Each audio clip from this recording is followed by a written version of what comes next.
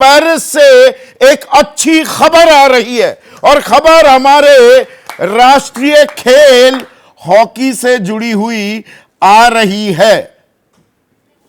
India जीत गया है semifinal, यानी कि भारत ने ब्रॉन्ज मेडल जीत लिया है, कांस्य पदक जीत लिया है। रिपीट परफॉर्मेंस 2021 के टोक्यो ओलंपिक्स जो हुए थे उस प्रदर्शन को फिर से दोहराते हुए भारतीय हॉकी टीम हरमनप्रीत सिंह और पीआर श्रीजेश, इन दो धुरंधरों की अगुवाई में भारतीय राष्ट्रीय खेल ने अपना झंडा फिर से गाड़ा है, ब्रॉन्ज मेडल जीता है। आप में से बहुत से लोग ये भी कह सकते हैं अरे इतना क्यों चीख रहे हो, गला फट जाएगा, ब्रॉन्ज मेडल ही तो आया है।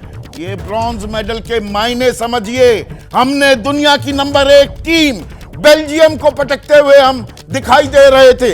लगभग ऑस्ट्रेलिया को हमने 1972 के बाद हराया, जो यूरोपियाई हॉकी अपना कब्जा जमा रही थी, उस हॉकी को भी हमने सीख लिया है। ये तो जर्मनी के साथ थोड़ी हमारी बदकिस्मती रह गई, गेम हमने डोमिनेट किया था, फाइनल में हमें होना चाहिए था। लेकिन श्रीजेश 36 साल के हैं, 36 साल के, और जो कमाल इन्होंने किया है, दुनिया के सबसे बेहतरीन गोलकीपर, टीम इंडिया के लकी मैस्कट, और टीम इंडिया ने उनको सही मायने में एक ट्रिब्यूट भी दे दी है, उनको एक तोहफा भी दे दिया है। और कप्तान हरमनप्रीत सिंह ने 2 गोल किए हैं। ये तस्वीरें जरा देख लीजिए, सीधे तस्वीरें आ रही हैं पेरिस से, जहां पर भारत ने ब्रॉन्ज जीत लिया है। अब पोस्टस्क्रिप्ट रह जाती है कि भाई 4 ब्रॉन्ज आ गए, पर हॉकी टीम ने जो कमाल किया है,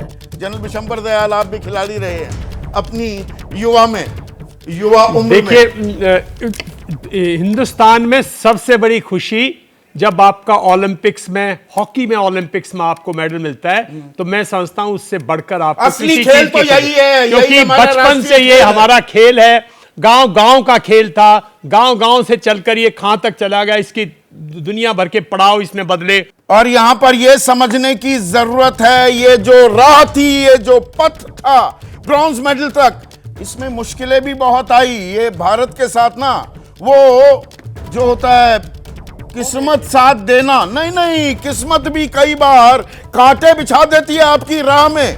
इंग्लैंड के खिलाफ 42 मिनट हम 10 खिलाड़ियों के साथ खेले, 42 मिनट, 60 मिनट का खेल होता है, 4 क्वार्टर्स का, 15-15 मिनट का, 42 minute we were playing with 10 players, क्योंकि हमारा मुख्य डिफेंडर और जो पेनल्टी कॉर्नर होते हैं उसमें मेन रनर अमित रोहिदास, उसे रेड कार्ड मिल गया। और सेमीफाइनल जो हमने जर्मनी के साथ खेला, उसमें भी वो टीम का हिस्सा नहीं थे, लेकिन हम 42 मिनट 1 मैन डाउन होने के बावजूद क्वार्टर फाइनल जीते।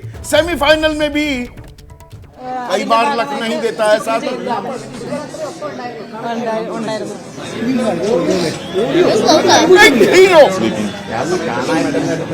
തീർച്ചയായിട്ടും റിട്ടയർമെന്റ് കരിയർ ബെസ്റ്റ് പെർഫോമൻസോടെ ഒരു വലിയ മേജർ ടൂർണമെന്റ് കളിച്ച് റിട്ടയർ ചെയ്യണമെന്നാണ് റിട്ടയർമെന്റിനെ പറ്റി പറയുമ്പോൾ എപ്പോഴും പറയാറുള്ളത്. അത് തന്നെ കായിക ലോകത്തെ ഏറ്റവും വലിയ ഒരു നേട്ടം നേടിക്കൊണ്ട് രാജ്യത്തിന്റെ അഭിമാനമായിട്ട് റിട്ടയർ ചെയ്യാം. और यहां पर पीआर श्रीजेश 1988 में जन्म हुआ, 36 साल के हैं, 36 साल का खिलाड़ी, आइकन है। और यहां पर आशुतोष, अगर मैं कहूं कि PR Sreejesh is one of the greatest sports person India has ever produced, वो भारत के सबसे बड़े खिलाड़ियों में से एक है, तो क्या मैं गलत कह रहा हूं? नहीं, बिल्कुल नहीं संदीप। मुझे लगता है कि जिस तरीके से इन्होंने पूरा प्रदर्शन किया है और इस उम्र में जिस तरीके का प्रदर्शन किया, वैसा प्रदर्शन अमूमन देखने को नहीं मिलता है। और मुझे लगता है कि जिस तरीके से श्रीजेश ने पिछले मैच में परफॉर्मेंस किया था, उसको देख के तो तमाम विदेशी खिलाड़ी, तमाम विदेशी एक्सपर्ट ये मानने को तैयार नहीं थे कि इतनी उम्र का खिलाड़ी इतनी एजिलिटी के साथ, इतने कॉन्फिडेंस के साथ। महत्वपूर्ण बात यह थी कि जब श्रीजेश से पूछा गया, तो श्रीजेश ने एक बड़ी इंटरेस्टिंग और दिलचस्प बात कही।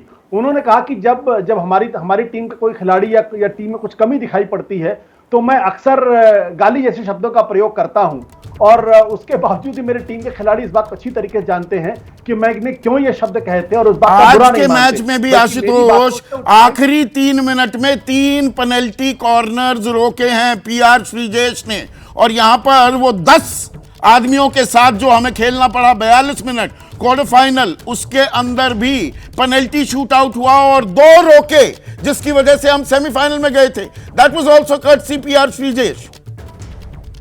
बिल्कुल बिल्कुल बिल्कुल बिल्कुल जो बात आप कह रहे हैं उसमें इसमें कोई, हमारे साथ दिक्कत क्या है कि इस देश के अंदर क्रिकेट इतनी ज्यादा खेली जाती है, क्रिकेट को इतना ज्यादा सेलिब्रेट किया जाता है कि हम अक्सर दूसरे जो खेल के खिलाड़ी हैं उनको भूल जाते हैं। अन्यथा श्रीजेश जैसे खिलाड़ियों का आज के समय में मुकाम वो होना चाहिए जो इस वक्त विराट कोहली या रोहित शर्मा जैसे लोगों का, बल्कि उनसे ज्यादा बड़ा मुकाम उनसे ज्यादा होना चाहिए। क्योंकि अकेले बिल्कुल बिल्कुल मैं इसको बहुत डंके की चोट पर कहता हूं, लेकिन अगर भी आप सड़क पर जाएंगे, अगर आप लोगों से पूछेंगे तो शायद ही कुछ लोगों को श्रीजेश का नाम याद होगा कि श्रीजेश कौन है, और ये भी बताना पड़ेगा कि कौन से टीम के खिलाड़ी और किस टीम से किस खेल के खेला करते हैं। तो ये एक दुर्भाग्यपूर्ण स्थिति है, लेकिन इसमें कोई दो राय नहीं है कि भारतीय हॉकी अगर यहां से आगे निकलती है, या भारतीय हॉकी अगर यहां से एक अपने गोल्डन जो सुनहरे दौर में अगर प्रवेश करती है तो बहुत बड़ी बात होगी। क्योंकि मुझे नहीं याद पड़ता आखिरी बार भारत ने कब ओलंपिक में गोल्ड मेडल हासिल किया था, मुझे शायद याद पड़ता 1980 मॉस्को में, और उसमें भी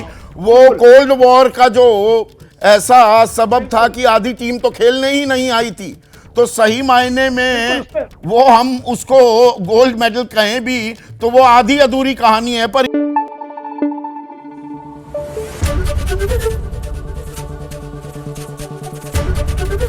एबीपी न्यूज आपको रखे आगे।